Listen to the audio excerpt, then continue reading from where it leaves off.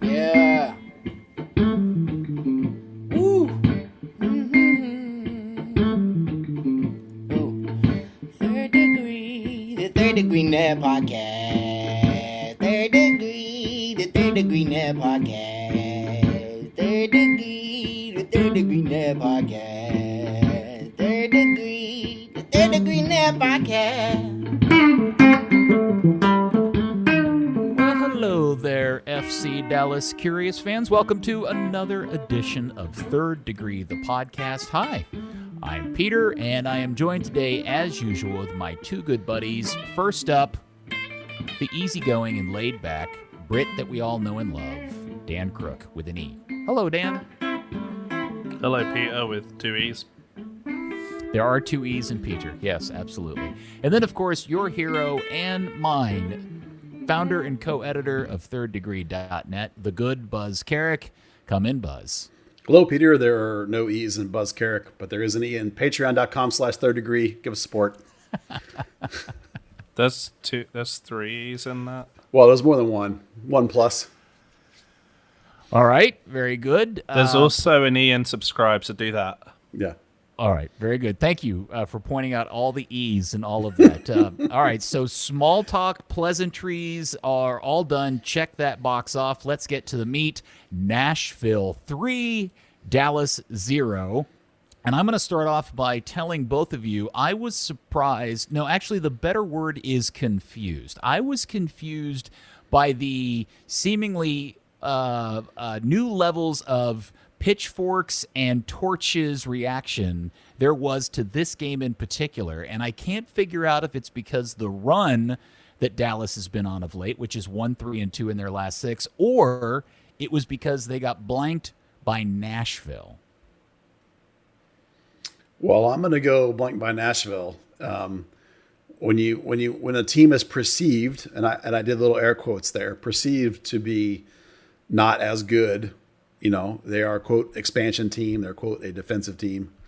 People react negatively when that team whoops you. Now, before you get too deep into the game, you have to take the grain of salt that you're missing Hedges and Barrios, two of your best 3 or 4 players on your team, maybe your 2 best players on your team. So very important. But nonetheless, when you get blown out of the building by a perceived bad team, that's when you're going to get the hammer from fans. All right, but here's the thing. Where did the perception that Dallas was either that good or Nashville that bad? They're tied on points, and Dallas has struggled against Nashville in the 2 prior times they've seen them this year. In fact, they don't even have a win against them at this point. And the other question I have is, why is everybody surprised at this point that FC Dallas is a mediocre, may or may not make the playoff kind of team? I'm kind of the opinion that this has been kind of obvious to us now for months, if not going back to the last year, that this is a team that's still trying to figure stuff out and putting pieces together. And these kind of games, especially a road game, a midweek road game, those things are going to happen. I'm just really confused as to why suddenly now the Luchi out and everybody's upset and freaking out happened after this particular game. Yeah, I mean, this team is exactly where you said they would be. I thought they would be a little better. And when you came out of the MLS's back tournament and Dallas made up some games, they were in that 3rd or 4th sort of window, which is where I thought they would be. I think I said 4th originally, but then some things have gone sort of south. I think it's the roller coaster nature of their results. Like when they've gotten some good results against Sporting, for example, and played, there's that crazy stat we had this week where they've played really well against good teams, and then you go against these bad teams and you do really poorly against perceived bad teams. And let's be fair, up until a week ago, these teams weren't on the same level of points. Dallas was better. They were like 4th place, and Nashville was in 9th place. So, it's not surprising that people are reacting negatively to this one. Dan, you brought up a really good point that in the post-game conference, Luchi's reaction to the game seemed to be very different from the media and the fan base. Yeah, it was kind of interesting. Our very own Nico Mendes had asked about, what the issue was dealing with Nashville's high press and why Dallas wasn't able to break their lines down.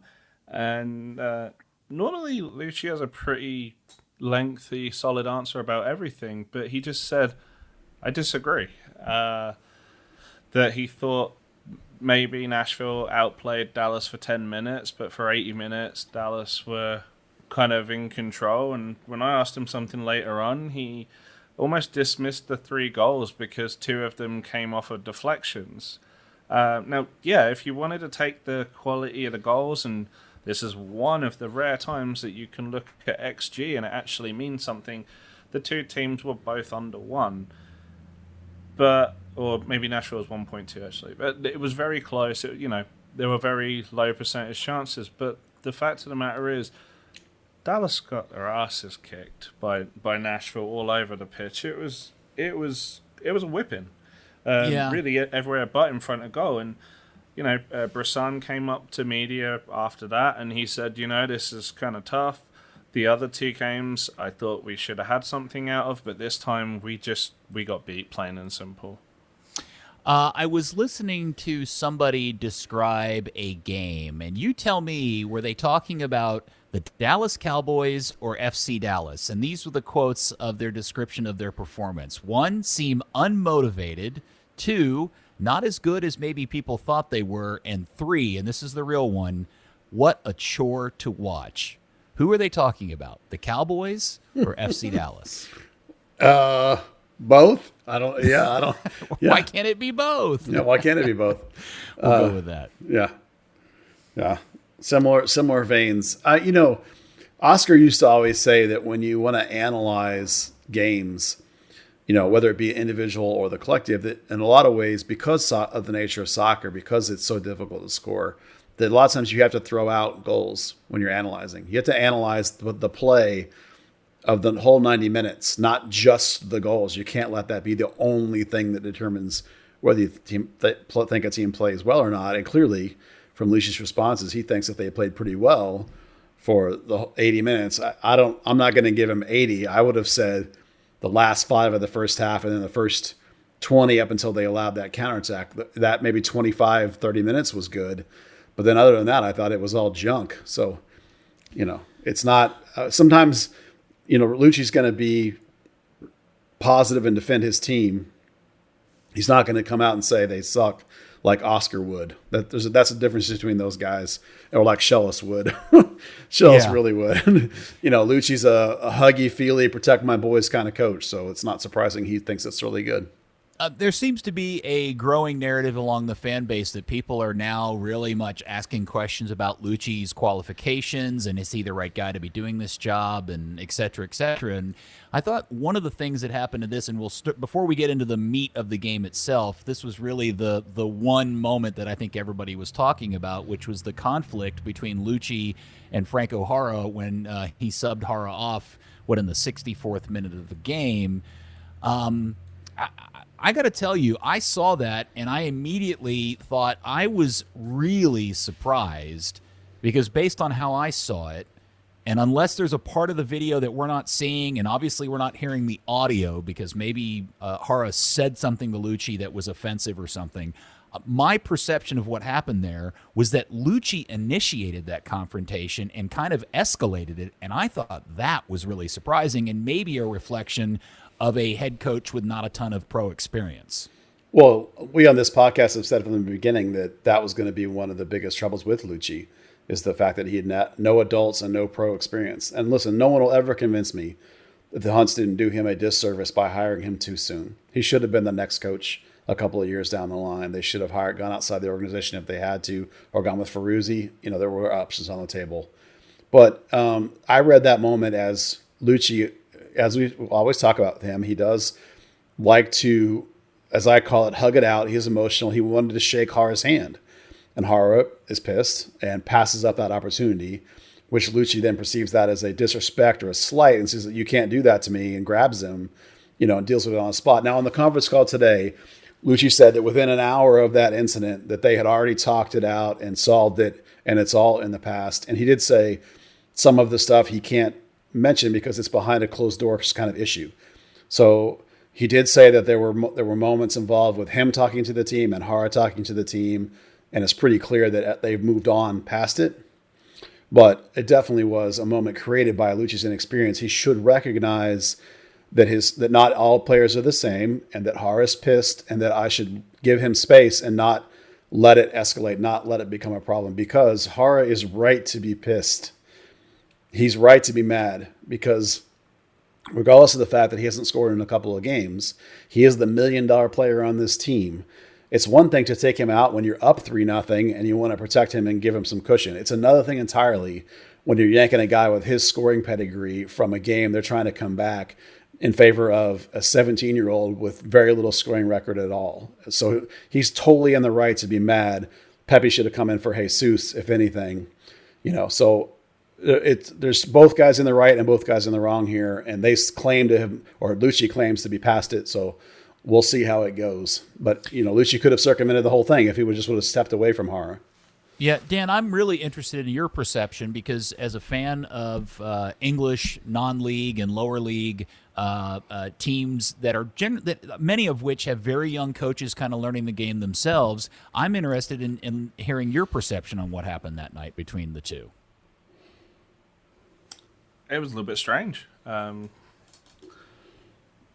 think I always find it kind of weird when a player shakes the coach's hand on the way off. Normally it's like a little pat on the back or just concentrate on the game and then say well done later on. It was it was an unnecessary situation. Yeah, Luchi did on the conference call. He did also talk about this kind of thing does happen from time to time. There have been even high-profile coaches he admires have had moments where a player doesn't react the way the coach wants coming off. It is a thing. It's certainly happened before. Peter, I know you had one that you had asked me about that I had totally forgotten from FC Dallas history. So, it's not unheard of. The thing that immediately flashed in my mind was what I thought until Buzz told me he couldn't recall it. I thought this was a super famous moment. And I'm surprised it didn't make I don't even know if it qualifies for the same as it ever was list. But in 2012 in San Jose, Schellas Heineman's the coach. Breck Shea is the up-and-coming superstar. It's already pretty well known that Breck and Schellas don't get along with each other. And I think most people probably sided with Schellas on many of the issues because Breck could be such a snot many of the times. But he subs Breck out, and if I remember correctly, what I can't remember is if there was video of this incident or not. I couldn't find it anywhere, and unfortunately, those fans of the pod that have recorded historically games didn't have that season in their library. I couldn't remember this on video or not, but I can't remember how it wasn't like they almost came to blows, but I remember the story going, it was like Breck throwing out F-bombs and telling him to F off and throwing fingers in his face, and it was really ugly, and that was by and large the beginning of the end between Breck and Schellas, and then shortly thereafter Breck demanded to be sold, and that's when he did that stupid deal to Stoke, and then it really wasn't even that much longer before that was really the end of Schellas and FC Dallas, and that's what it all reminded me about, and I was shocked that Buzz didn't remember that story. Yeah, I did. I honestly don't remember it. I mean, you say it, and I'm like, okay, it's ringing a bell, but it doesn't stick out in my brain. I mean, sometimes things escape all of us. Certainly, F you into a coach's face is different than different than what we saw last night. I remember it being super nasty. And the other note from that game is kind of interesting was that Breck was typically the penalty taker. The game was 2-1. Dallas got a penalty late in the game, and I think Marvin Chavez stepped up to take it, and he blew it over the top, and they lost 2-1. I think that's how that story goes. So, to circle back to the current situation, we had predicted on this podcast, all of us did, that Franco Jara was going to be a guy that might cause the locker room some serious issue. When you're coming in late, when you're getting paid a whole lot of money, and your perception is not all buying in, a guy who's damn near as old as Luchi, tough to manage for a young coach when he's a veteran player who thinks he knows everything. We predicted it was going to be rough. This is going to be a very difficult couple of weeks here for Luchi. If things go south this weekend, he's in danger of losing the locker room if he doesn't do right by some players here. Well, I think part of what I thought was very interesting about the exchange, again, it goes back to what I said initially, which was I was surprised Luchi initiated it. That is a reflection to me of insecurity. Somebody that I think feels like he needs to stand up for himself to the veteran $1 million striker, because if he doesn't do it, nobody else is going to, even if it's the wrong play. And that's probably just a gut reaction, in the moment reaction that maybe he regrets. Because by grabbing, he grabs Hara by the arm, Yeah. he kind of grabs his shirt, he sticks his finger in Hara's face, and Hara's like, "What are you doing?" And I just, that aspect to me really shines a light on Luchi's situation. Again, right or wrong in hiring him in the first place and all of that stuff. I just thought that was really telling in the moment. Well, I think there's no question he's feeling pressure. Some of it too is might have been boiled up a little bit because I hear that Thiago Santos was quite steamed that he was left out of the lineup for a second game, thinking the first one was for rest, and all of a sudden he's not back in there. So when two of your bigger leader veteran players are now mad, that's going the wrong direction in terms of controlling the locker room. And Luchi probably he's a big one for respect across the board, both for him to players and players back to him. And if he feels like he's getting disrespected, he's not going to not say something. The mistake is when he chose to say something. All right, so Dan, for any fan that is starting to fall off the fence or is already on the side of the Luchi isn't the right guy for the job side of the fence, what is your reaction to that point of view?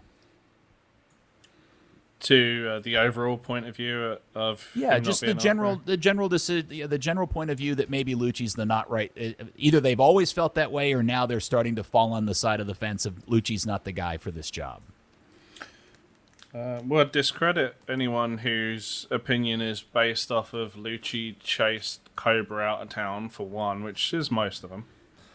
But he's a second-year head coach. We're in a season where everything's going to have an asterisk over it. The Hunts aren't going to get rid of him.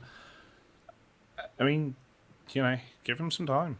Let's see what happens. This wasn't a finished project. It was a project that got a couple of significant dings in it, with Cobra wanting to go home and Reggie leaving. So, if you don't resort to, we need to fire the coach now, then it just seems kind of pointless. Okay, so let me back that up with another question. How do you feel about Luchi's coaching decisions in this game, specifically the decision to sub out Jara instead of Jesus?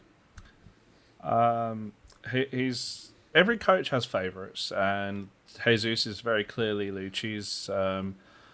When Jara had the reaction going off, I think I tweeted out a joke, well, at least now we know where Jesus is going to play next week, because he's played in all but 3 games this season. FC Dallas won all 3 of those games. He gets shoehorned in at weird places where he doesn't belong. Case in point, he was one of the worst players on the field on Tuesday. And so the whole playing favorites thing works a little bit easier when you're in like the academy or somewhere that you can have players follow you.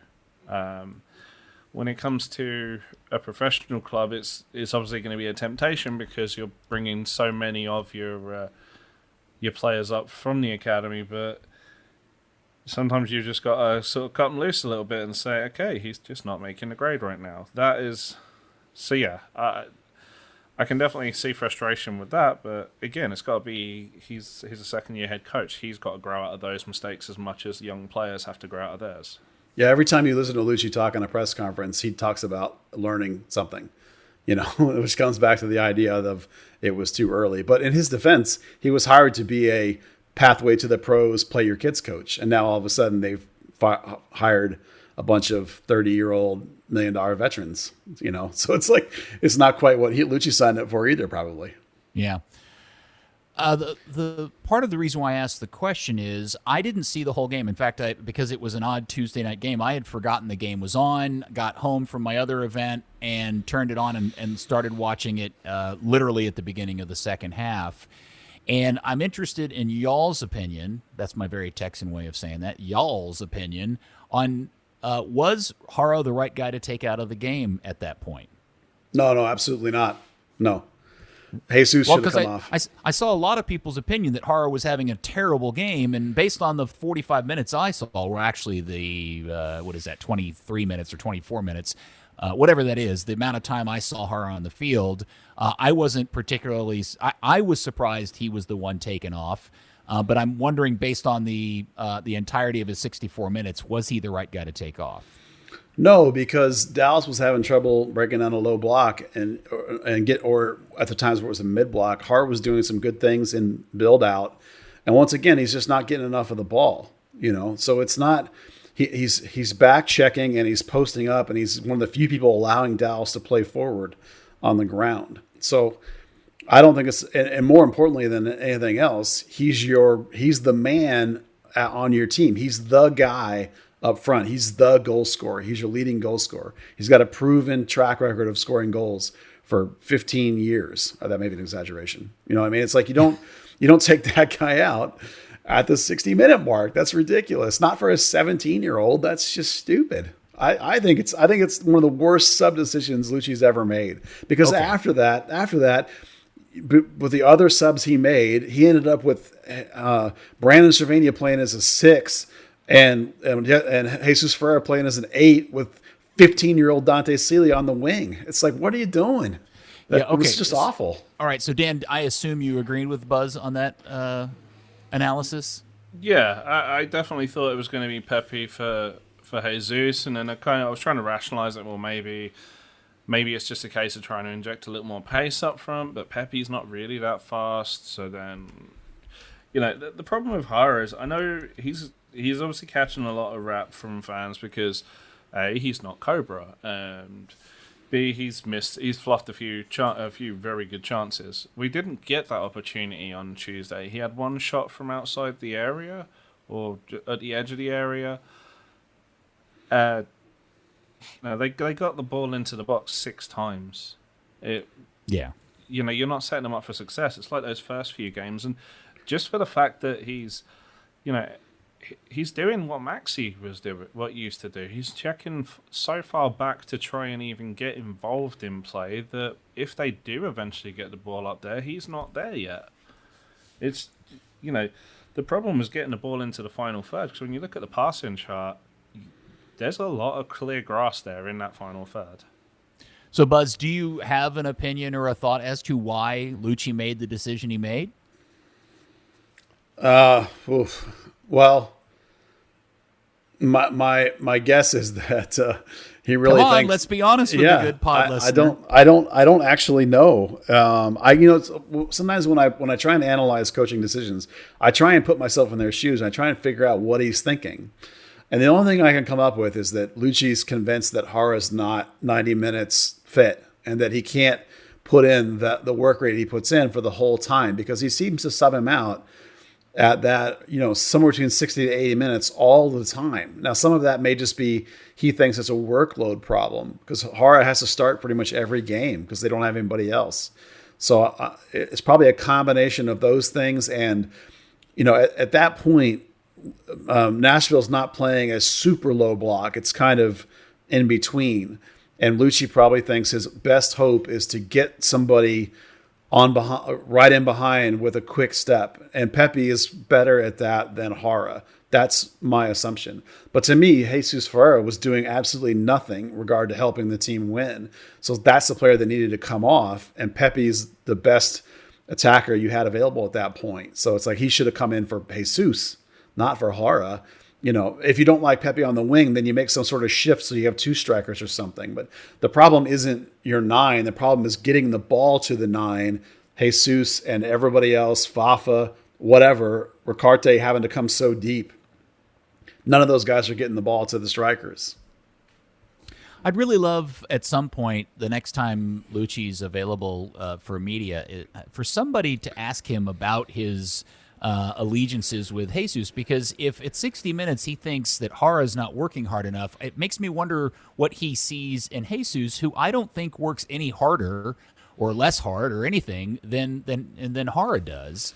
No matter what position he's playing, whether he's playing in the middle or out on a wing, I have never I have never come away from Jesus's game as describing him as one of those just like 110% effort guys that's constantly running around the field. He's not like Fafa, right? Like Fafa's constantly all over the field. Jesus is not like that. So I'd really be interested sometime in hearing Luchi talk about that. Last question about all of this. Well, I can tell you what the answer is, Peter, because I've asked him 3 times. Oh. I mean, I haven't asked him in the last 4 months, right. But on the 3 previous occasions I've asked him, he says a lot of soccer talk about Jesus doing these little things that help the team play better. Things like line breaking and turning into space, blah, blah, blah. It's a lot of soccerisms of Luchi ball.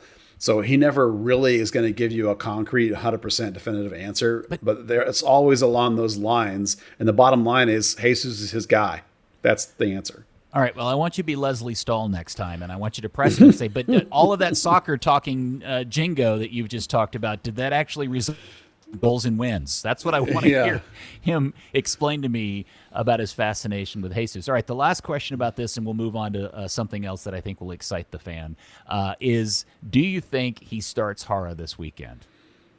I do or does now. he bench him? Because just to circle back on the Schellas Breck deal, Breck got benched after that confrontation.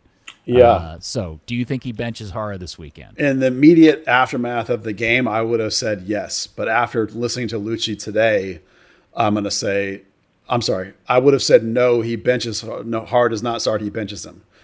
Now, after listening to Luchi's talk today, I think that Jara will play. I think that they're past it based on what Luchi said today. Now, he's a huddle up the locker room, defend the locker room. We're all one team. I love my guys. I trust my guys kind of coach. So I think that he is sincere when he says that they're past it. So I think Jara will start. You think there's any part of that he feels like maybe he recognizes that he was the instigator of it and feels bad about that? Or do you think Luchi thinks that it was Jara's fault? I think he thinks it's a moment of heat that happens in the game, because he answered the question both in Spanish and English. There were multiple questions about it. And basically his thing was, this happens in soccer. You know, we have to have an open communication in the locker room between all of us. We've talked about it as a collective. We've talked about it as individuals, and we're good. That was his take. So I've never found Luchi to outright lie to me yet. You know, he doesn't always give media 100% clear and obvious answers. It's a lot of this kind of language that we've been hearing over and over with, you know, that he talks a lot of the same stuff all the time. So I take him at his word when he says they're past it. So I think he'll start Jara. Now, Jara may not be past it. Jara may still be pissed. And when he subs Jara out at the 70th minute, you'll see how he reacts this weekend. and then we'll know. Yeah, it was interesting because Carlos Nava from ESPN posted a tweet with the video of the confrontation, and I said we were going to stop talking about it, but I did want to throw this out there. He actually blames Luchi very strongly for this, and he even points out that he kind of throws Jara under the bus, that he says the only reason why this happened is because Jara is frustrated that he's not scoring goals, which is not necessarily a really fair read on this based on what we know took place. I mean, I'm sure he is frustrated by that, but he's more frustrated that Luchi keeps subbing him out. I mean, the game before when Luchi subbed him out, he had this throw the hands in the air gesture. I don't know if anybody but me saw it, but clearly the guy's pissed off. He keeps getting subbed out, rightfully pissed off. You know, it shouldn't be happening this frequently when you're chasing a game. You sub that guy out when you're winning, not when you're losing. All right. Well, we'll see how that all plays out. Yeah, it ain't over. We'll see. And I'm interested to know if any of the people listening to the pod remember the Schellas Breck incident in San Jose as clearly as I do, but maybe I'm the one that's making it up. All right, I wanted to move on to another subject, and believe it or not, because I am trying to become a modern-day soccer pundit, right? What? I don't want to be just the old guy that goes off the eyeball test. I want to discover and find out the glory of statistical analysis and the value of that. And because I know all the kids are really into all of the XGs and the passing stats and all of that. So I've been dipping my toe in that water. And I want to apply that to something that I learned and have been reading about in the differences between Brian Acosta and Andreas Ricarte. Now, based on the good old-fashioned eyeball test, I think I'm going to fairly describe our collective opinion as, is Ricarte good, Brian Acosta not so good? Are we in agreement on this? Yeah, I would agree with that. Dan? Yeah, why not? So, going in and looking at the stats based on the restart and the game performances between the two, I was shocked to find out that when you look at the numbers, Acosta and Ricarte, by any given measure, pretty much are essentially the same player. Could you believe that? Now, Acosta's played essentially one game more than Ricarte since the restart based on minutes used.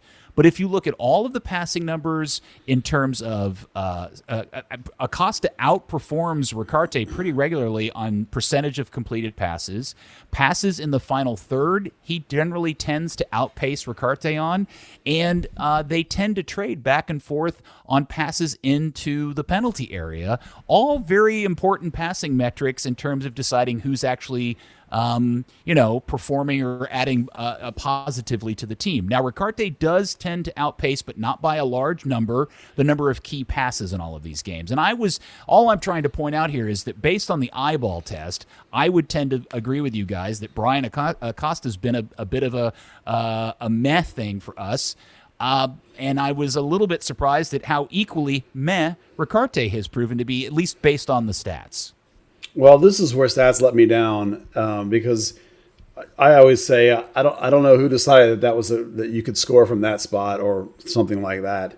And one of the two big differences for me is Ricarte's playing higher up the field, so his passing percentage is of course going to be lower. Acosta's playing deeper, where half of his passes are side to side, simple, easy, basic passes. And the second thing is none of those things take into account the moments when Ricarte makes these setup plays where he sets up and gets drawn fouls, when he feels pressure and turns away, when he maintains possession and helps build forward. I'd be interested to see what their impact was in terms of the new stat that they do, which is like the goals added kind of stat. I don't know if you looked at that one. Well, so I'm not even talking about the wizardry of XG and goals. That all to me still has a subjective layer to it. I'm talking about just simple passing statistics based on the number of passes, percentages, and placement, and where the passes work out. And I want to address the thing that you brought up about where players are playing, because my impression of late has been specifically in the Nashville and Sporting KC match, and maybe even the Houston game, Acosta's been playing a little bit higher than Ricarte. Am I wrong in stating that?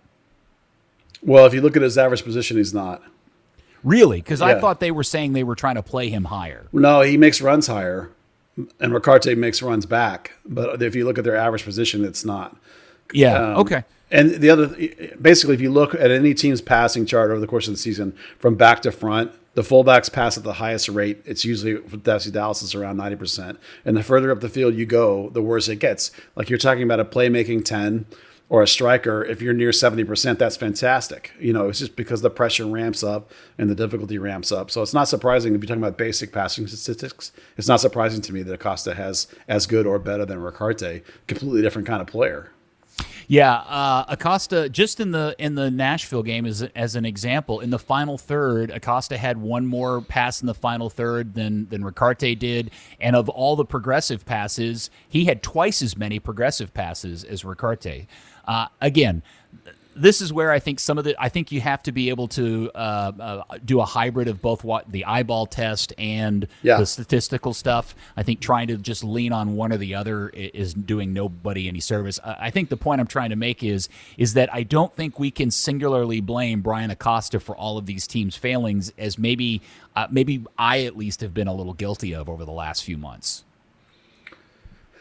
Yeah, that's probably fair, but there's a couple of things he's not doing that. Again, this is eyeball stuff. It's like in this last game, when Tanner was more of a single six against Nashville, and Tanner's making the run out to the sideline as a six is supposed to do to cover up the outside backs, as he's supposed to do. And one of the other guys is supposed to fill into that spot, and that's supposed to be Acosta. And Acosta's late. Like every time, Acosta's late to fill into that spot. And then you look at if he's playing more as a 6-6 himself, he doesn't cover sideline to sideline. He stays in the middle for the most part. Now, in a build, he'll check out and fill in for one of those guys, but he doesn't do it defensively. So, And he doesn't, to me, he doesn't add anything in terms of, the build forward like Orcarte does, where he's spinning out of pressure and feeling the game and reading the game and moving the ball. I get it. The numbers say, and Luchi says that too. I remember when we asked Luchi about Acosta, he says, he does a whole bunch of stuff, that helps us be better. I don't see it. I see it in moments. I don't see it overall, though. It bothers me that he's not as good as he should be, given he's a DB.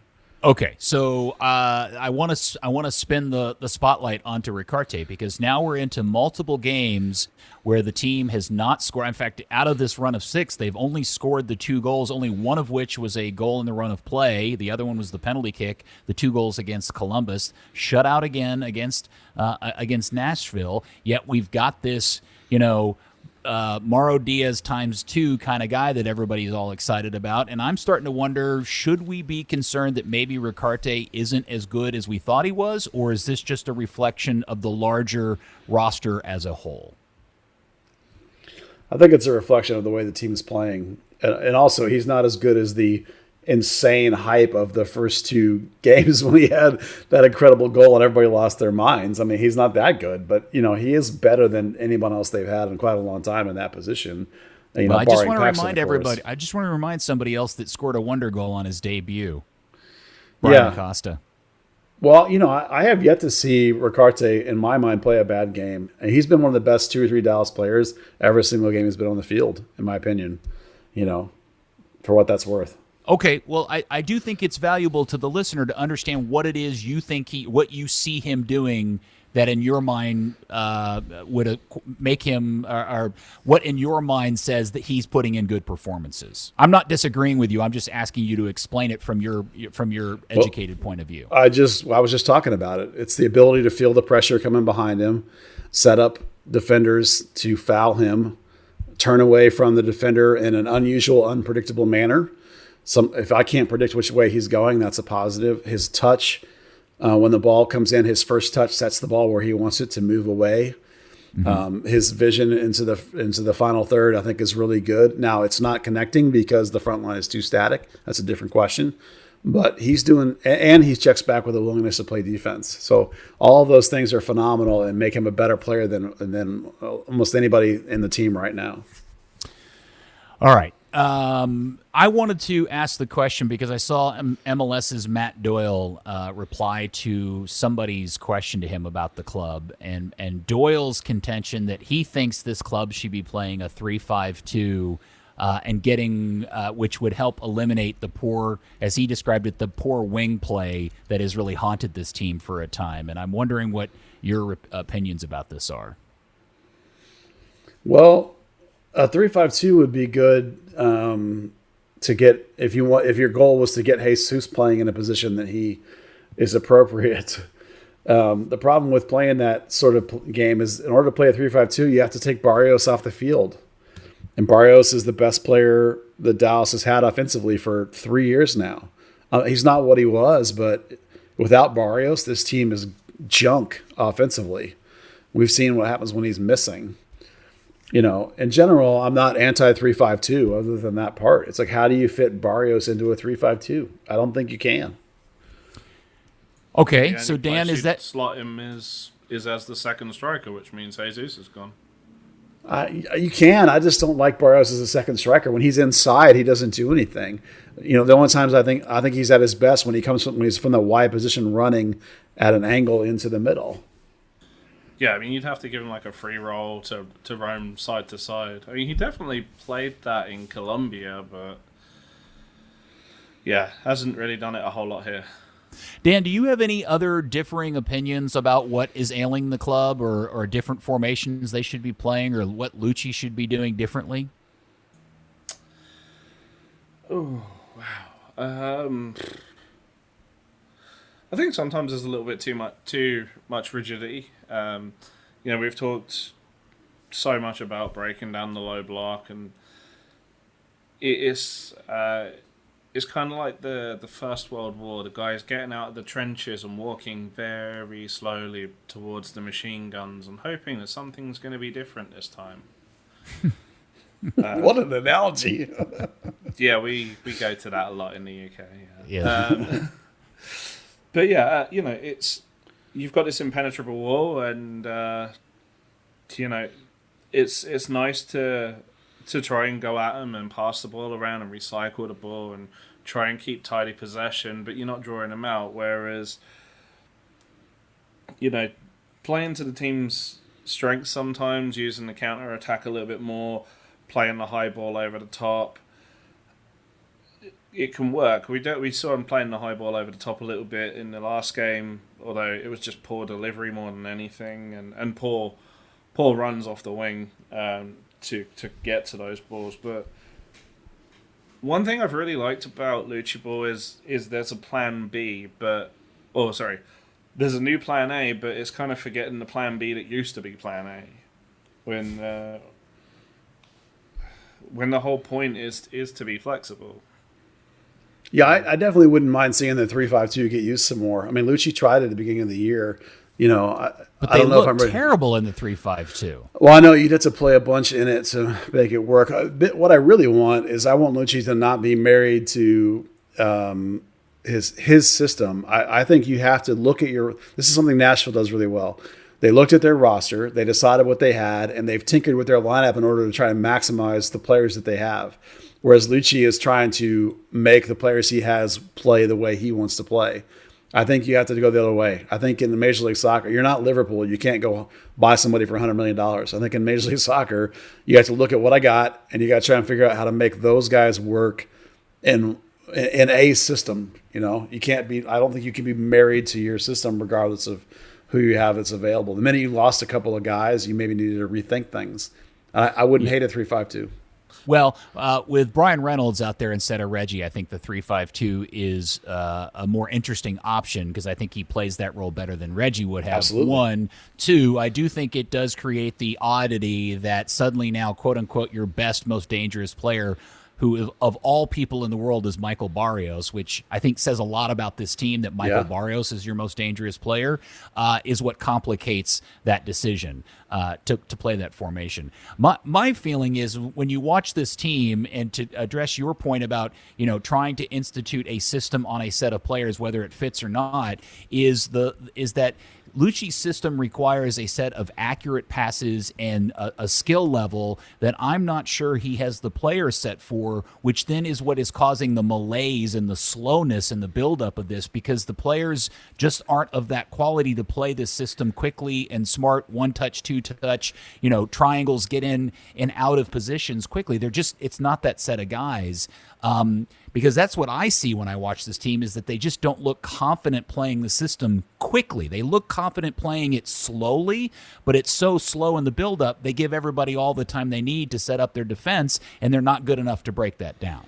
No, I think you're dead on. And we've also heard multiple FC Dallas players mention that they're not moving it quick enough, that they don't play quick enough, they don't pass quick enough, they don't get forward quick enough. I mean, we're talking about problem. But here's the deal. The people that are saying they don't pass enough, they're not passing it fast enough. Yeah. Well, I mean, individually. they're speaking of themselves too. I mean, it's a collective. Yeah.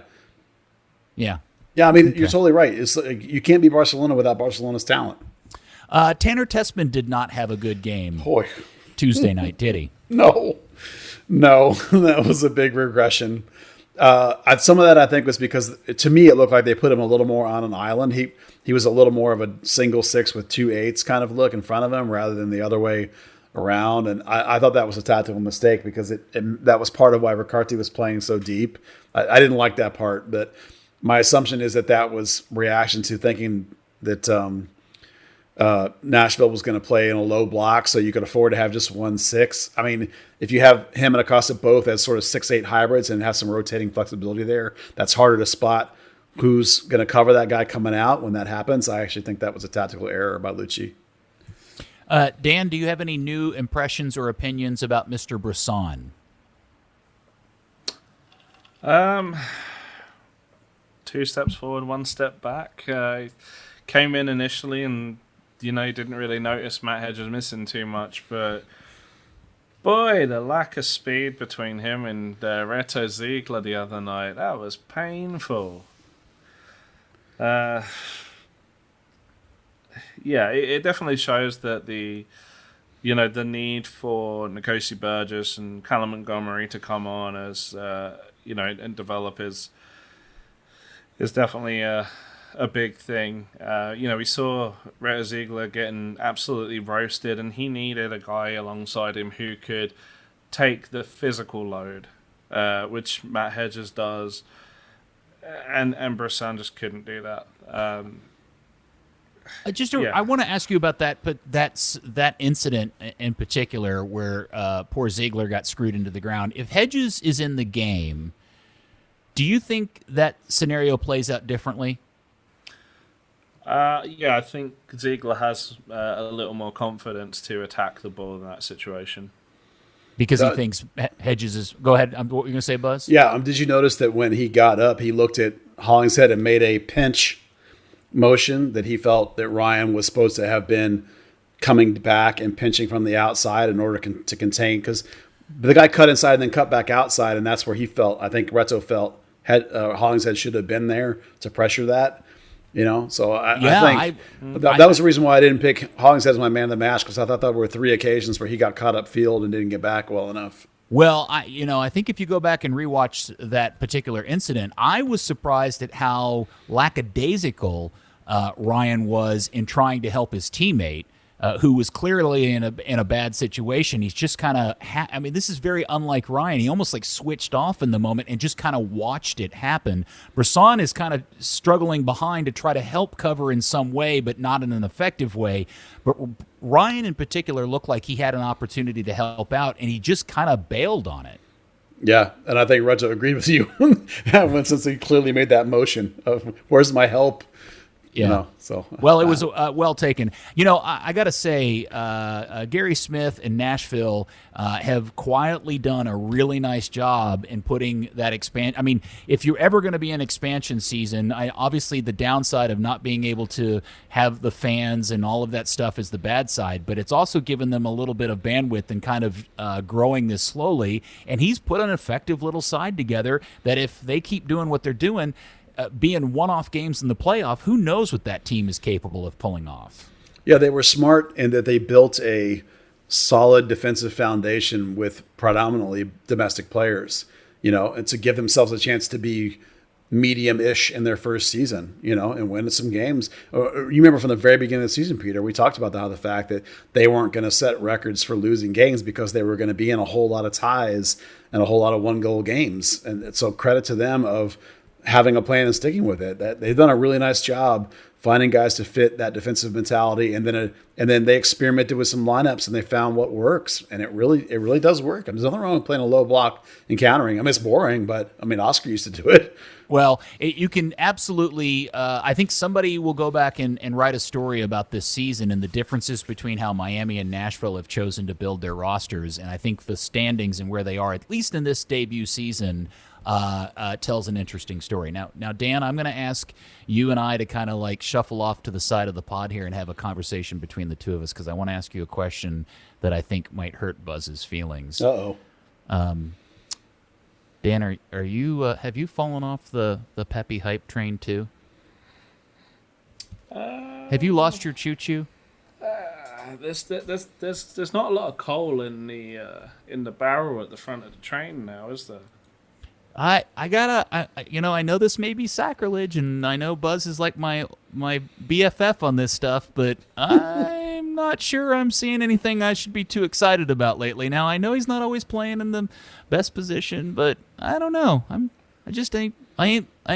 ain't seeing the smoke come out of the stack lately.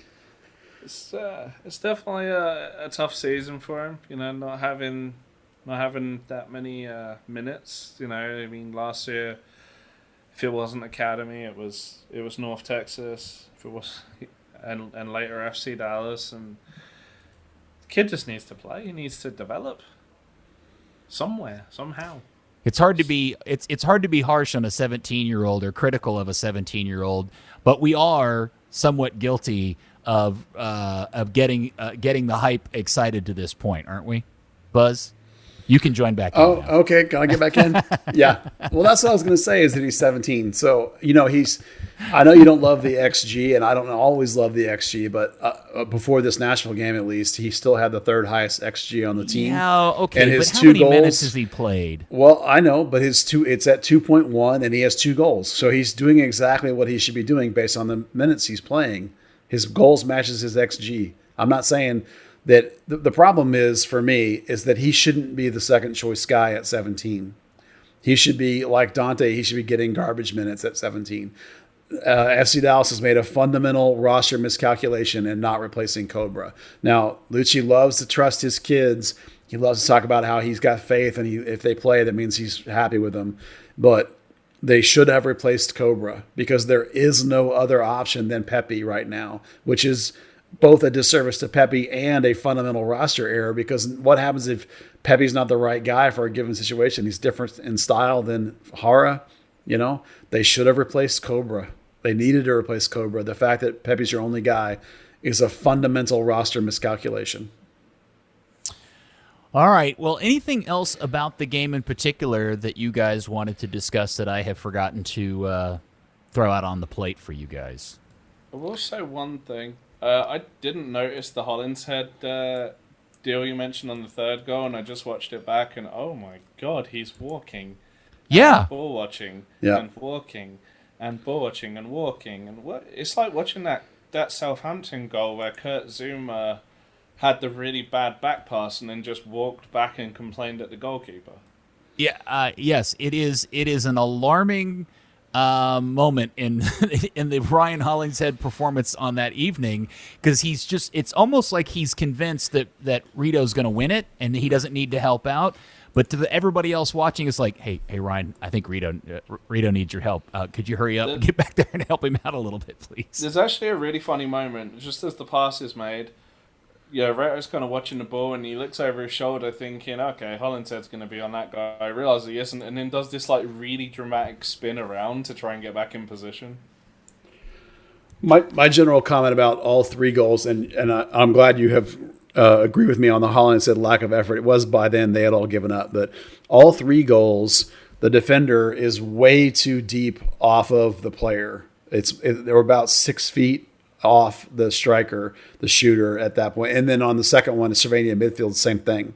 It's like you have to close that space down. If you give guys that much room, they're going to shoot those long shots, and that's when you get those deflections. So there's some fundamental defensive miscues that happened in that game that directly led to. It's not just that they got beat on the counter; it's that they didn't close down. Acosta on the first goal, Cervania, and I think it's Brisson on the second. I don't remember for sure, and for sure Reto on the third.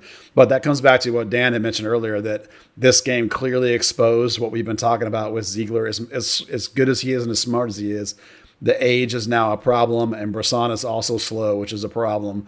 So there's a fundamental issue with the center backs on this team that's going to have to be addressed for 2021. Okay, so we are at the point where the club now has a remaining 5 games in place, 3 away. And by the way, Dallas has one of the worst away records in the league at 1-4-2.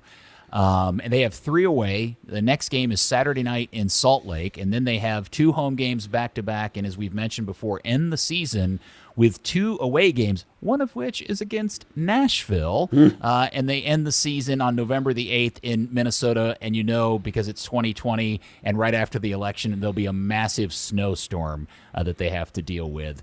I'm going to ask the question, at 24 points, which puts them, oh, good Lord, they're only a win out of being in the top 4, and they're also a loss away, not even qualifying for the playoffs. Is Dallas going to make the playoffs? I can't even believe I'm asking this question. Dan, you want to go first? They absolutely should make the playoffs. No, I'm not asking you should they make. I think we all agree they should. Based on what we've seen to date and knowing the rest of the schedule, will Dallas qualify for the playoffs?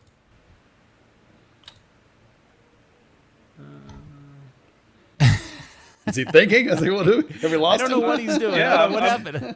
I'm looking at the points per game because it's not going to be points that decides it in the end. Oh, that's true. I hadn't thought about it. That is So points per game. we have to factor in Colorado.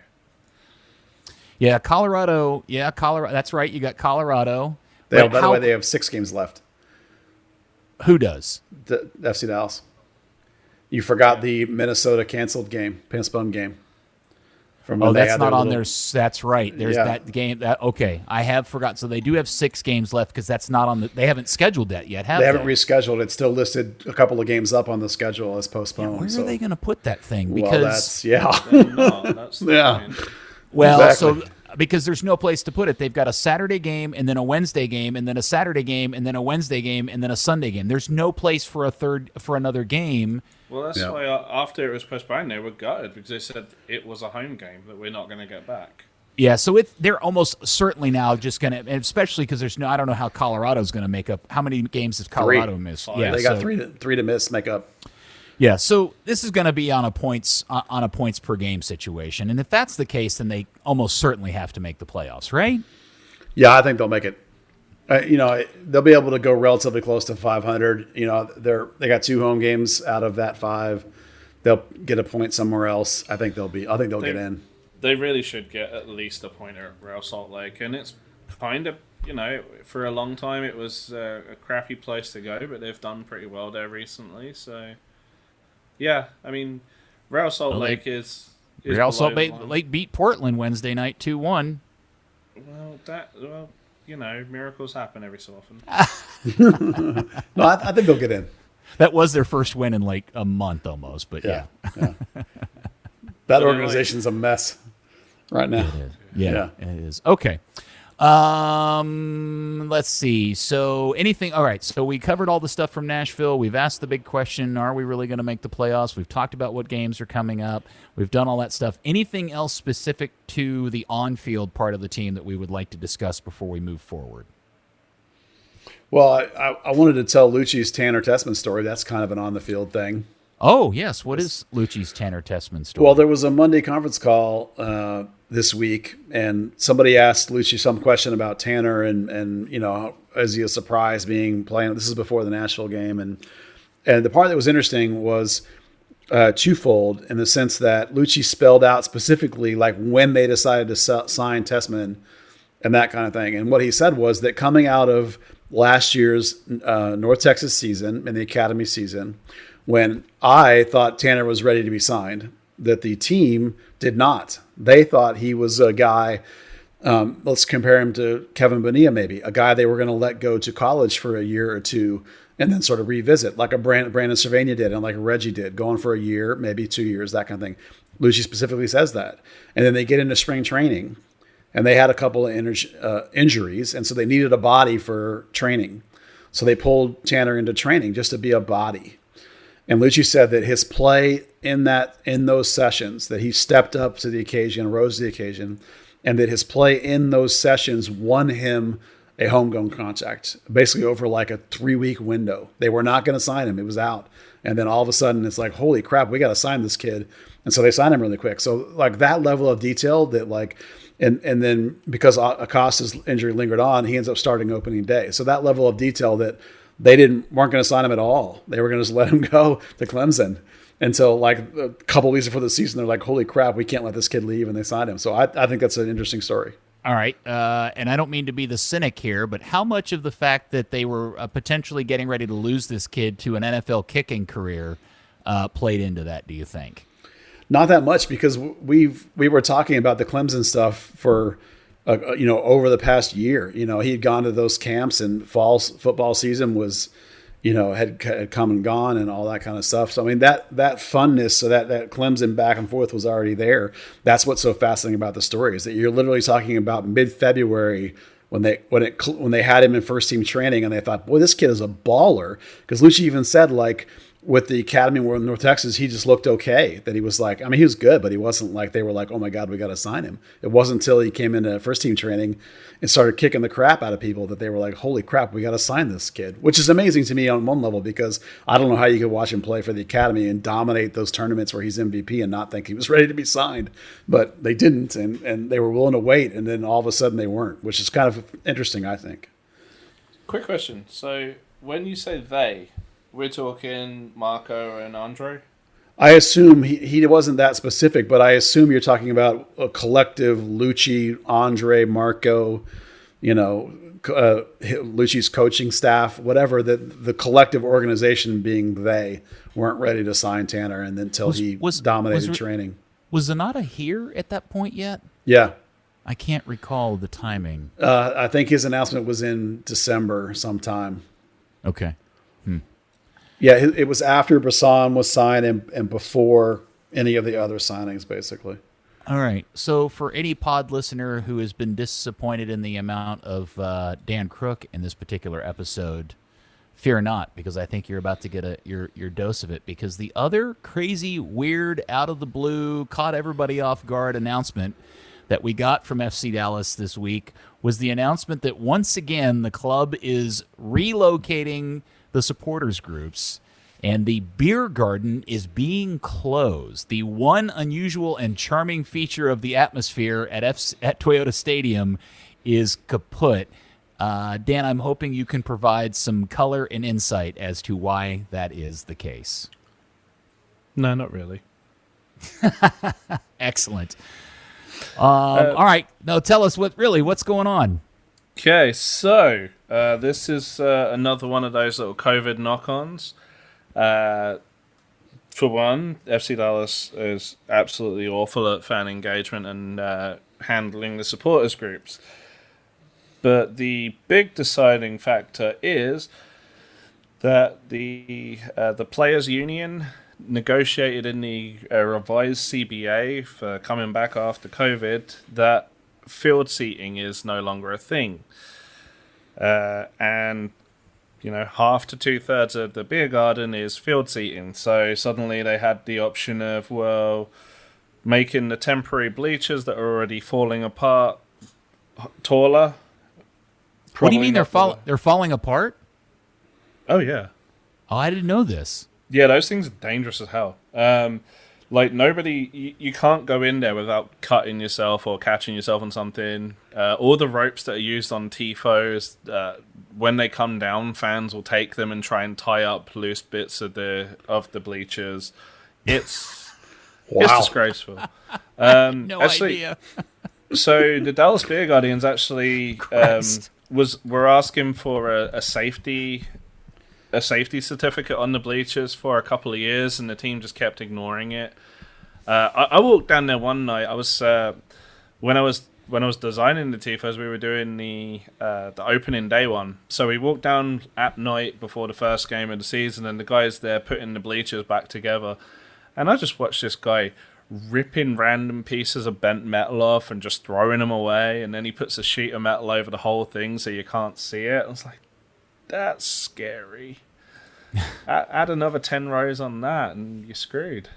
Yeah, I've seen a lot of wear and tear around the stadium, and wonder why things that seem so easily fixed or addressed or improved don't. I don't mean to run off course, but I am never. It never ceases to amaze me that the team logo that is painted or a sticker on the glass doors into the office is all faded. It's kind of pink and light blue. And I think you guys walk past that every day. Why haven't somebody put a new sticker or repainted that? It's a detail that drives me nuts. So to hear that, the funny one is, you notice how they put those vinyl banners around the field on that blue wall? Yeah. They did it because the concrete's broken, so the rebar's exposed. Oh, wow. Okay. Yeah. There's some chunks on the east side. When you walk past it, it's like sticking out like 6 inches. Well, when they had to close the new Allen High School stadium, the $1 billion high school football stadium, because the foundation had shifted, literally the week after they did that, I was walking through Toyota Stadium over by the where you come down by the club to walk to the seats. There was huge, there was a gap. You literally could stick your hand down in the crack between the stairs and the concrete at one point. And if a little kid's foot could go in there, they finally filled it in with some sort of caulking and stuff, and it's still not very pretty, but they've had their own set of foundation issues. The stadium is 10 or 12 years old, and it's starting to show its age, definitely. If you want a life-altering moment, go smell the old elevator on the north end. Oh, I've heard about that. Yeah, the one that the it's- players used to have to go up and down. Yeah. Oh yeah. Yeah. I've heard really awful stories about that. Yeah, it is the foulest thing I've ever smelled in my entire life. And it's gross. because it's There's because it's water in dug the out bottom into of the the shaft. ground, and it's all the waste and groundwater that's just kind of fallen underneath the elevator. Is Yeah, that what it is? everything you can imagine, probably including a certain amount of sewage that's collected in the bottom of the elevator, and there's no way to get it out. So basically, it just sits in there, and it's you can smell the whole north end of the building smells like it. It's just, and when the door, if they ever open those doors, it's like getting punched in the face. Well, I'm sorry, I didn't mean to derail us off the whole beer garden thing. Please, Dan, continue. Funny story about that. I drove past the sewage treatment place recently, and suddenly I went, "Oh, it smells like the old locker rooms at FC Dallas." Yeah, And I couldn't figure out why, but now you mention it, that's why. So there was part of that. Fans had also been asking for safe standing, like they have in Orlando or Dortmund or any of those places. And a lot of this, Orlando is one of them. It can just get put away. It can get kind of folded up and moved to the side. FC Dallas chose to state that did not exist. The big thing was preserving the north end as the stage for concerts, right? Because that's revenue, and we have to remember FC Dallas does not own the stadium, so they can't make significant changes. But now with the changes, they're moving the fans to 112 and 113, which was previously the away section for fans. It's the wedge in the northeast corner, so it's Southeast. Southeast, you're right. So it's the most hidden away part from the cameras, which kind of sucks. It's the only real shaded part of the stadium, which some of the fans really enjoy. El Matador members absolutely love it, but they've been shifted around several different places. Dallas Beer Guardian members hate it because they've been in the beer garden since 2011. It does leave them away from any of the pulleys for TIFO, which kind of leaves a few questions unanswered. They are supposedly going to get dedicated beer, the little Budweiser thing that's in the beer garden currently, brought around towards them. The prices are going to be the same, the $360 a year. They will have the safe standing. That's now been promised, which is great because it means that that whole new section of blue seating, which was put in 2 years ago, is going to get ripped out. So they're gonna convert sections 112 and 113 into safe standing. Yes. Yet they can't construct some sort of safe standing around and on the stage. That seems weird. I've always thought somebody could construct some sort of removable safe standing that would work perfect with that stage.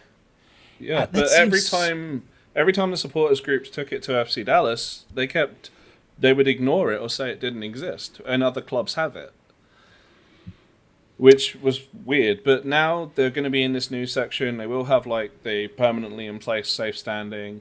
The restriction will be reduced. The beer garden was 975 spots, and the new one is somewhere in the region of 450. Holy cow, that's a significant loss. But the difference is the problem with the beer garden and its kind of ineffectiveness at times was that it was a general area. It was the area with the cheapest beer. It was the area with the cheapest tickets. So a lot of people would just go down there. They had no interest in participating in supporting FC Dallas or really doing anything. So when the two supporters groups are chanting, there's this whole group in the middle that's not doing anything. Okay. By going into for one in the middle of the fans, it should be more engaging to the wider support, and it should create a lot more noise with the roof on the south end, bouncing that sound back and just kind of amplifying out more from a concentrated group in the corner. It's still weird because It's great that it's like a supporter-specific section and they now have the supporters groups have control over it, but it's really it's just strange in soccer. Stadiums will have a section where if fans want to be a family and not do anything, they can go. They'll have another section where if you want to be a hardcore fan and you want to sing and shout and jump and all those fun things, it doesn't matter if you're a member of a group, you can just go there and do it. Now it's a little bit counterintuitive, but again, FC Dallas does not have any clue on engaging fans or any of that malarkey, so we'll see how it plays out, but it should be a little better. We'll see. All right, so the Dan Crook reaction to this is positive? It's mixed. Well, what are they gonna? But in terms of trying to, and maybe because I saw the ticket sales, they're not even selling tickets on the east side of the stadium next season. At least at this point, they're not. Everything that's for sale is on the west side and on the south side. Yeah, and it's so the same thing they did last year. Because the rest of that is all game day tickets and things that are already season tickets sold. Well, they're also the cheapest tickets in the stadium, so they released them last. Single game tickets, not season. Okay, so I read that as they were making a collective decision to only sell season tickets and tickets period on the west and south side because they assume they're not going to be allowed to go back to 100% potential capacity in 2021. No, You're telling me this is because they're just trying to sell the most expensive seats up front. Yeah, this is kind of the Puzzlegate thing from a few years ago. They keep doing it every year, where the East Stand is the last part to get sold. Okay. All right. Well, I was giving them. Look at me for giving them the benefit of the doubt. Let me real quick though. What are they going to? What are they going? No, hold on a sec. What are they going to do with the stage? Are we just going to look at an empty concert stage, game in and game out? Yes. Yeah. Probably be some banners or something on it, advertising. That's about it. That's going to look so weird. Maybe they'll bring the inflatables back. Oh, wow. Okay. I'm totally at a loss to explain. There has to be a better explanation than we're just going to leave an stage behind the north goal. It seems like a complete waste, but okay. I mean, that's what we're seeing now, so... Well, yeah, but everybody understands it because there's a pandemic going on. But when we're back to, at some point, hopefully, fingers crossed, wishful thinking, prayers at night, back to an opportunity to sell out a stadium. Now doesn't that also mean that the overall max attendance also drops too? No, that was never counted as part of the attendance. Oh, it wasn't. Okay, so because it's still expanding. All right, and sorry, Dan, I didn't mean to cut you off. What about the east side you wanted to bring up? Oh, I was personally, and this has been a thing I've said for several years. I would put the supporters groups on the east side. The sun? Yeah, well, that's one thing, but if you play games at 8:00, the sun isn't an issue. Well, you know why they don't do that. Well, they can do it. Well, they're not going to because they got to sell more pizza, man. But then you have, well, one, you have a number of people in the camera view, and two, you have your most passionate fans easily on the camera view. You have the Tifo easily on the camera view. It's a much better shot than, let's get the guy with the camera on his shoulder to run over to the corner and then pan to that. It'd make Buzz's life easier. Oh, I don't work FC Dallas games. You're crazy. They won't hire me. And I'm going to guess that based on everything I read, the announcement that the team put out caught everybody off guard. Nobody was anticipating them doing this in advance, and it was just kind of a shock to everybody, the supporters groups, the fans, the season ticket holders, etc. If you knew, you knew. The discussions were happening for a couple of months. That was my biggest criticism. It was like, unless you got a season ticket email, there was no like rollout or announcement of this. Oh my God, like make a moment out of it, right? Hey, we're doing right by the supporters. Let's do a thing. It was just like, and everybody got different emails and different information. It was just a cluster. It sucks for people who have the tickets there now because they have to probably be moved. The supporters groups have been in discussions. It was down to the supporters groups to communicate that with their memberships. El Matador did. Dallas Beer Guardians didn't. That's choices.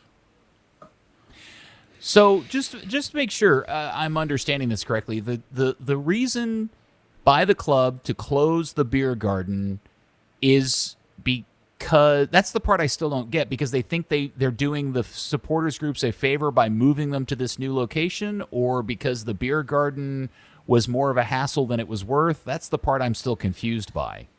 Probably more a hassle than it's worth.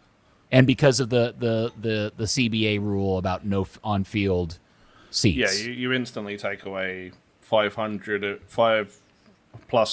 your 975 spots, and you have to find somewhere new for those. But is that a rule that's like here permanently, whether we have COVID or not, or is that just a COVID protection request by the players? That's at least for next year. If FC Dallas are actually going to spend money, I would say that's for the life of the CBA. Yeah, you can expect to see those blue drapes on the east side, like 10 rows up, still in place. Man, that's what that's about. You know what they should do? Well, they should that's not entirely about that. They don't have to have it that high. They just chose to have it there so they could put bigger sponsors there, and then they stupidly put the sponsors in the worst part of the tarps so that the camera doesn't even pick it up. It doesn't have to be that high, but that's why they're there. Yeah. FC Dallas is actually kind of lucky in that they don't have, like a lot of stadiums, where the seating goes down to the field. Where theirs has the wall, they can get away with a little bit more than most places. All right, well, maybe they'll put a giant video wall back there and show kick-ass hypnotic videos and stuff. I'm hoping for 3 of those 50-foot stick figure fan guys that wiggle their arms in the wind. I want 3 giant ones of those behind the goal. That's what I'm hoping for. Like actually dressed as Toyota salesmen. Yeah. Well, FC Dallas colors with their wiggling arms, distracting players that are shooting. That's what I want. Man, that is such a weird decision. Maybe it's they'll funny. bring back that big bull inflatable. Oh, yeah. There you go. My favorite was Dustin Chrisman's suggestion that he just assumes they're going to put the inflatable bounce house down there for the kids on the stage. A lot of people have said that's probably what's going to happen. Kid zone, yeah. I mean, that's what it was before the beer garden, right? I don't think it was that obviously like a playground, like in the you remember the bubble for the women's league? They had that playground off in the corner, and everybody was wanting whoever to score a goal to run over and slide down the slide. Now that would be cool if they put a playground back there, and if you score a goal, you got to run up there and slide down a slide back onto the field. That would be kind of cool. There's an idea. Let's use that. Having your bull mascot brand leather. Yes. Oh my God. Yeah. It's funny. Buzz was talking about the communication of all of this and how weird it is. And so that made me think about this week. While I fully understand the one and only real purpose of all of this is to make everybody forget about how the city got its team in the most nefarious way to begin with, all of the Austin FC video work that they've been putting out in the last week or so, I'm so impressed by and at the same time frustrated by. I don't know if you guys have seen any of this. Oh, yeah. It's really, really, really good. And again, I completely am aware of the fact that the origins of this club are super sketchy and suspect to begin with, and this is just all propaganda to make everybody forget about that. But man, it's really good shit. Yeah, there's no question that they're terrific at marketing, just like Inter. Miami was right until they picked their jerseys. Hopefully Austin will be better than that. The one thing I would say about the ownership is that I think all ownership level stuff is often really sketchy. We just don't often hear about it. But their marketing is absolutely killer. Their branding is killer. I mean, everything they're doing is even like the stuff at their stadium where they're putting the green neon lights up the side of it. Oh, Verde. I mean, the whole thing is phenomenal, and I'm jealous as hell and bitter. You can probably hear that in my voice. Well, just think of it this way: FC Dallas doesn't have a stick of broccoli for a logo. Well, that's a good point. Well, as a Texan, I actually think that logo is amazing. I think it's a great logo. I know live oak trees are a big deal in Austin. I think it's a fantastic logo. And as somebody that's lived here my entire life, I totally get it and saw it as a live oak tree and think it's a good quality logo too, but I can see why people think it's a stick of broccoli because you're not from here, and I totally get it. But I mean, we're all going to make fun of them, sure, but it's a great logo. But we all recognize what is totally going to happen. In 2021, when they start and everything's back to normal, again, fingers crossed, prayers answered, and all of that stuff, we are going to see something very unusual for Major League Soccer in Texas. And I'm including both Dallas and Houston in this as well, which is we're going to see a really awesome, very European-like atmosphere and a really cool situation in Austin, at least initially. And I'm just wondering if anybody in Dallas and Houston is going to get the message. I doubt they will get the message, but it's going to look like LAFC or FC Cincinnati. So it's going to look like, I think. I'm with you. I wonder I wonder if Houston is starting to get it, though. I mean, they're going to try to change their logo and try some different things. We'll see if they actually with that change stupid it logo that I saw. Oh my gosh, what a Oh, that disappointment! Home Depot Yeah. contractor service logo, yeah. Well, I mean, they're not. So that execution is not great so far, but I'm sure James Harden understands marketing, and at least they're admitting that they have done a poor job. So perhaps, first sector recovery is a recognition, right? Admitting you have a problem. So maybe we'll see with them do some things. The problem is James Harden doesn't really have a say. He's a minority owner. No, but I mean, Their main owners are the problem. sure. But like I said, they've admitted they have an issue, so maybe we'll see them do some better things. Well, it's beyond the branding. Branding is obviously a big part of it, but how you convert that into ticket sales is a completely different trick. And so far, it appears that Austin is kicking everybody else's ass at it. That is both Houston and Dallas, for sure. All right, North Texas got a big win the other night. Buzz, they did what they needed to do, but they still need another win and some help to make sure they make the final. Yeah, they have to win on Saturday. By the way, big game player Arturo Rodriguez draws the PK and scores the goal. You remember he scored the game-winning goal last year in the championship, and he scored the game-winning goal in the 2017 Dallas Cup Supergroup win. Guy's a big game player. But they got to win Saturday, and they got to have Richmond lose, and they have to have Omaha lose or tie. And if they win, they'll get in. And that game is when? It's Saturday night. I believe it's at 7. So, big game, exciting game, biggest game of the year. So come on out and watch it. You can watch most of it before FC Dallas kicks off and just maybe go home to your TiVo and then start up the FC Dallas. Okay. And last on the notes of things that you guys wanted to talk about, I'm just going to let you guys do this because I don't care. Something about the supporter shield is going on. Oh, yeah. So, Dan, you want to go first? Or you want me to go first? You go first. I'm interested to hear. Okay. Here's my take. Number one, if you think Dallas is bad at communication, you should see the Supporter Shield guys, how bad they are at communication. All right. So here's the thing. Shocker, a volunteer organization. Right. They're horrible. Soccer fans. Yeah, they're horrible. I love the Supporter Shield because I love the history and the organic nature of it.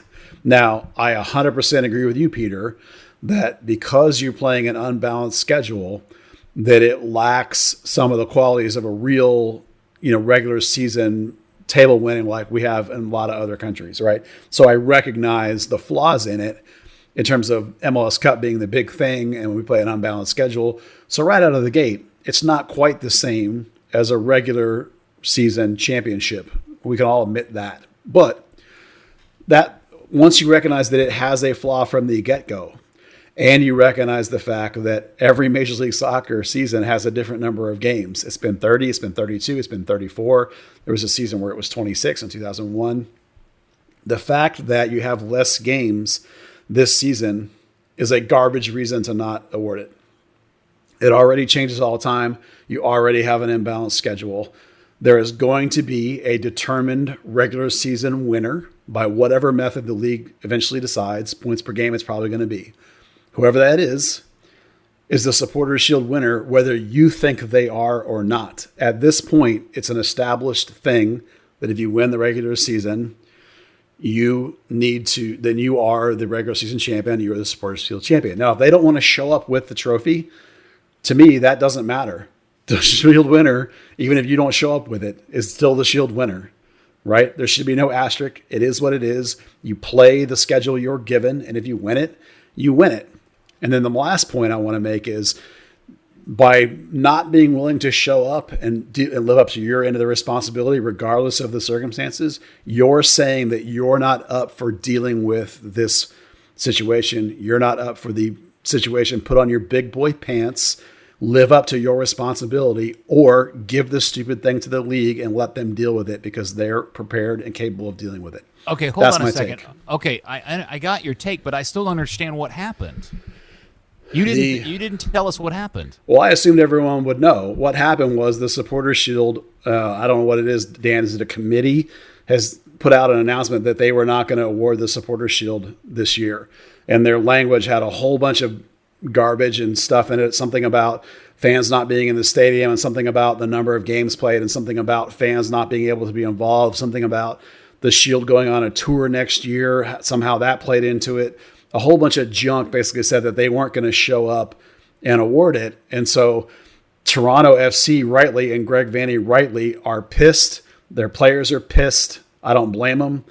So that's what happened. And then, of course, since they immediately got scorched across all levels of social media, they then backtracked and said that we've got some feedback and we're reevaluating. And they haven't come out with a new announcement yet. They come out with a big statement that said, we screwed up. And then they tried to blame Major League Soccer somehow. I'm not sure how that one worked. It was a 10-paragraph. Well, it was a 10-paragraph, we screwed up, without saying what they're going to do or how they screwed up. Or it's a lot of finger pointing. The bottom line is, if you're not going to show up with the damn trophy, it doesn't matter because it's going to be awarded anyway. And if you can't be bothered to show up for it, then just give it to somebody who'll take care of it. That's my take. Now, Dan, when all the Jim Jam was going back on social media, I thought, and if I read it incorrectly or interpreted it wrong, I apologize, but I kind of got the sense that you were supportive of their decision, or you understood why they had made the decision they had initially made. Did I read that wrong? No, you're right. I get why they wouldn't award it. For one, Major League Soccer decides how the first overall seed is placed. We have 3 weeks left of the season, and Major League Soccer has not decided how the first seed will be placed. So, meaning total points or points per game, right? That's the decision that's yet to be made. Okay. So on that level, the representative from LAFC, who ordinarily would have to take the Shield to present it on the field to the representative from the Toronto or whoever else supporters group, to then give it to the team, to then get it back from the team, because teams do not keep it. It's not a possession of Major League Soccer or its teams. That is logistically a challenge, and particularly when we're in COVID, it's an issue. Particularly when getting in and out of Canada, as the top team currently, getting in and out of Canada from Los Angeles would be an issue. It's not going to be shipped. It has to be given in person. It has to be taken in person. That is in the other bylaws? Than being. It's not in the bylaws. It's actually in the insurance policy. Oh wow. Okay. Now you have to remember, this is something that was bought by fans. It is kept. It is financed by supporters groups. It is financed by selling merchandise of the Shield's appearance. So yeah, on the fact of the unbalanced schedule, MLS love to keep that schedule nice and unbalanced because it kind of invalidates it as a trophy. This season, kind of ridiculous. Top 4 teams are all from the Eastern Conference, where, let's be honest, Toronto have had a cakewalk of a schedule. They've played Montreal's under-12 girls team 5 times. They've played Philadelphia Special Olympics team a couple of times. What we can say about the Supporters' Shield winner is, more often than not, they are the best team in the league. You can look back to FC Dallas 2015 and say, okay, well, the Red Bulls had an easier schedule. On a goal difference tiebreaker, you can kind of say, all right, maybe the best team didn't win it, but Christ, it was close. I can't look at MLS right now and say who the best team are. I can see a lot of teams who've played crappy schedules, who've played really difficult schedules. If FC Dallas had to play the West Coast teams, we were talking about, will FC Dallas make the playoffs? The answer then would be no, hell no. Just to kind of I just want to point out something that Dan just said about you can't tell who's really good.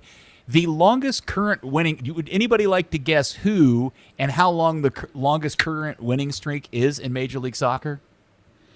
Well, I have no idea, except at one point Toronto had gone 19 or 20 games without losing. But other than that, I don't know. No, the current leader in the clubhouse on winning streaks is at 2, and that club is Nashville. Sure. Wow.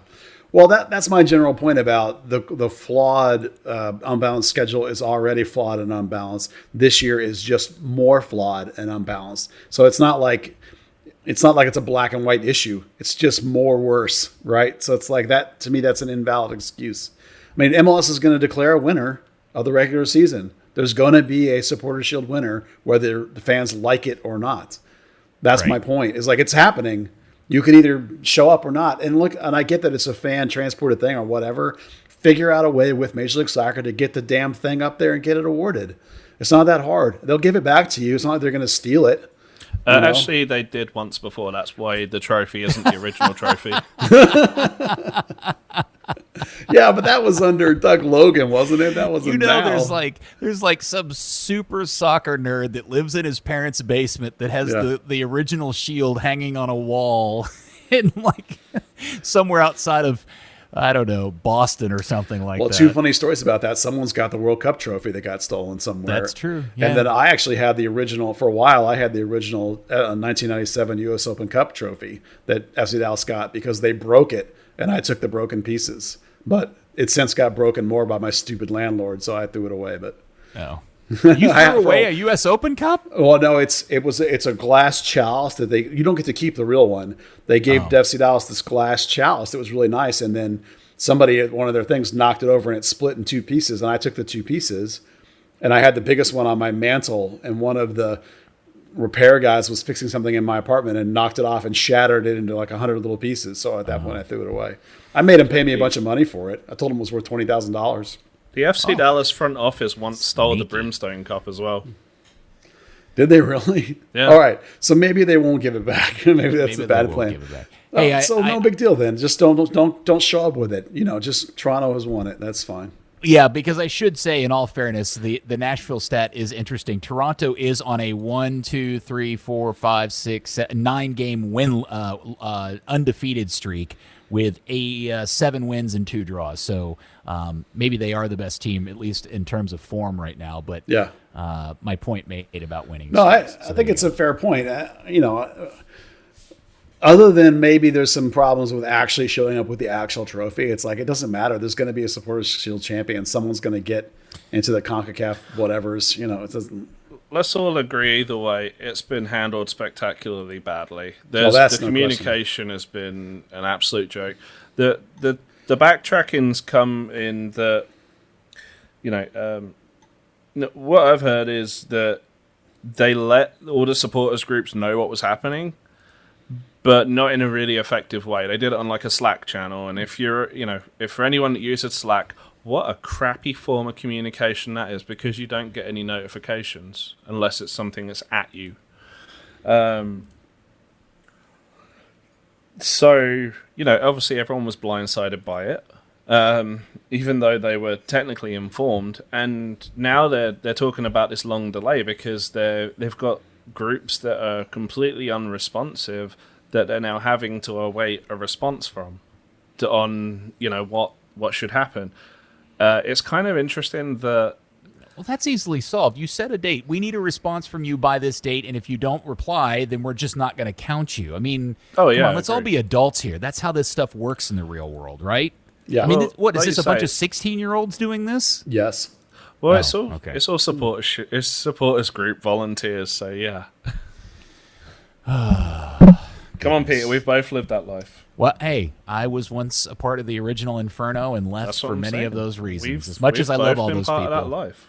Yes. All right. Well, there you go. There's the story. Dallas plays again Saturday night against. Oh crap! I've totally forgotten now. Real Salt Lake. Oh, Real Salt Lake. Thank you. They got to travel same day travel. The one thing that I don't think we've focused enough about. I did want to say something. This playoff is going to be completely nuts because I can't figure out in my head if the fact that they're all one-off playoff games, you win and you move on, lose and you're out, is an advantage to the team visiting, or the fact that the travel part of this for the away the visiting team is really a complication that gives an advantage to the home team, unlike anything we've had in the playoffs before. Well, I think the one game thing actually gives an advantage to FC Dallas because there's this crazy stat about their record against good teams versus bad teams, and they're way, way better against good teams. So if you're going to get a one-off against FC Dallas in the playoffs, that's a scary one-off for anybody that's a good team, if they get in, of course. But here's the problem with that stat, Buzz. Almost all of those wins came against good teams, with the exception of Kansas City, at home. I mean, their road record is terrible. No, for sure. Yeah. Well, that's why Luchi made such a priority to get that home game, which he's not gonna. But it definitely hurts on the road. But you can look at the Seattle game last year, which is obviously a completely different team at this point, and you never know what you're going to get when you face FC Dallas, even on the road. I mean, they've fought and clawed some guys on the road a little bit. I can think of the Minnesota game, for example, and a couple of those Sporting games. So, I think you're right that it's definitely going to lean heavy for the advantage for the home team. I think, even with nobody in the stands, I think it's an advantage. And we don't know if they've clarified for the playoffs if travel is consistent, is the same for playoffs as it is regular season, in and out same day, correct? Do we know that yet? I don't know that. It's possible that I missed some subtext somewhere in some announcement, but I don't know. Dan, do you know? No. I know there's definitely a gray area in it because when they had that earlier game with Kansas City, they flew in the day before. Oh, so, okay. Who knows? Yeah, the ability to fly in the day before and get some time on the ground before having to play, I think, would be a significant difference maker for teams, that are having to play away in the playoffs. Even when they fly on the day of, they still go to a hotel. So it's like it wouldn't be, the difference of flying the day before is just a question of time on the road, I suppose. I mean, if you isolate, It shouldn't be a problem. Okay, well, again, my big takeaway from this week was I still was surprised by the reaction to the loss against Nashville. I just hope we've answered questions for everybody. I don't know. The record is what they is. They're 6-5-6. It's pretty much what we all thought, right? Fans get emotional. I understand it. We try and be very analytical. That's a bad loss. I mean, there's no question that's one of the worst losses of the year. So it's not surprising. I don't think that fans have an emotional reaction. That's what people that are fanatics do. And I tried very hard to. I had an emotional reaction because I like this team. I support this team. This is how I choose to support it. Is this thing? So I have an emotional reaction, and then I try and turn that off and be analytical, So it's what we do is to be analytical. Okay. Anything else we need to touch on before we shut up shop? I will take that as a no. I think that's Buzz? everything. Patreon.com/Third Degree. All right. I was going to ask you to pitch your wares, sir. That's the pitch. Is if you like what we do, support us, help us out. That'd be great. All right, Dan. Do you have anything to pitch? Just a question of going back to the start of the episode. How many E's have we used? I think we're into the 30,000s at this point. There's one E in Pappy Check. Just one. Okay. All right. Yeah. Okay. Well, then I feel like now we're just wasting everybody's time. Dan, thank you very much for your insight today. You're awesome in every way. All right. And Buzz, thank you, sir. Thank you for hurting the cats today. That's what I do. That's the only thing I'm good at. And FC Dallas Curious fans, thank you. We will speak to you next week on maybe another more better mooded edition of Third Degree, the podcast. More better mooded. Yeah. Woo. Ooh.